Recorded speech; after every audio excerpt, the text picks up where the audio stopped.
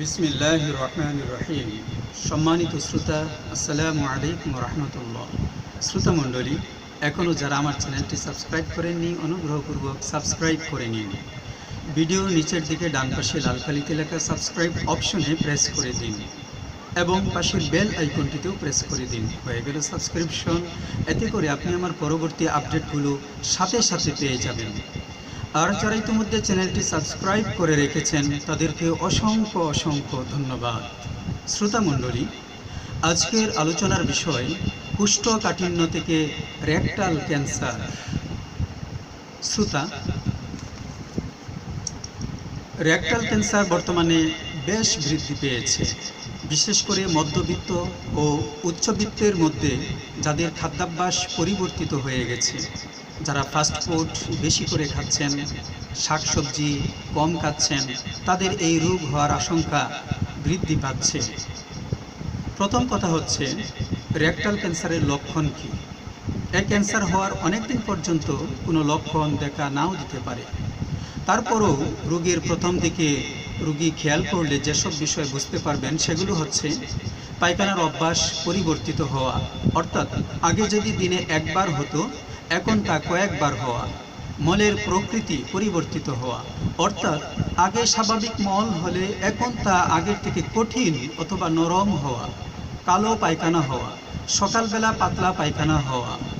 Mucus যাওয়া, একবার টয়লেটে যাওয়ার পর মনে হয় পায়খানা রয়ে গেছে, আবার হবে। এছাড়াও ওজন কমে যাওয়া, পেট ব্যথা হওয়া ইত্যাদি। শ্রোতা, এবার চলুন এর চিকিৎসা নিয়ে আমরা আলোচনা করি। শ্রোতা, এর চিকিৎসার ক্ষেত্রে 5টি ওষুধের প্রয়োজন হবে।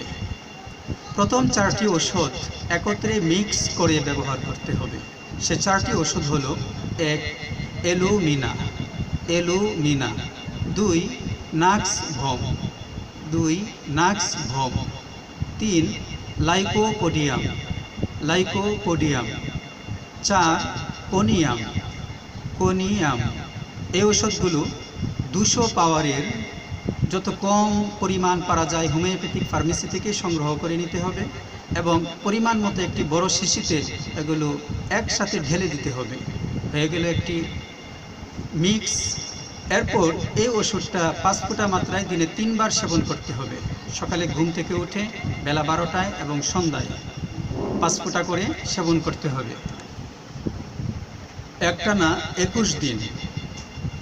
আর আরেকটি যে ওষুধ সেবন করতে হবে সেটি হলো নেট্রামিউর 6X। এই ওষুধটি হোমিওপ্যাথিক ফার্মেসি থেকে 30 গ্রাম পরিমাণ কিনে নিতে হবে এবং 5টি করে দিনে 3 বার সেবন করতে হবে।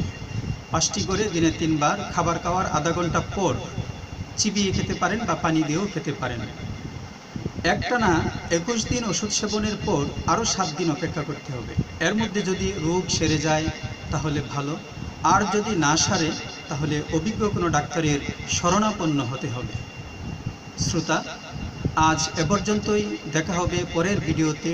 ততক্ষণ আপনারা ভালো থাকুন, সুস্থ থাকুন। আর যাদের কাছে ভিডিওটি ভালো লেগেছে তারা অতি অবশ্যই একটি লাইক দিবেন এবং প্রিয়জনকে ভিডিওটি শেয়ার করে দিবেন।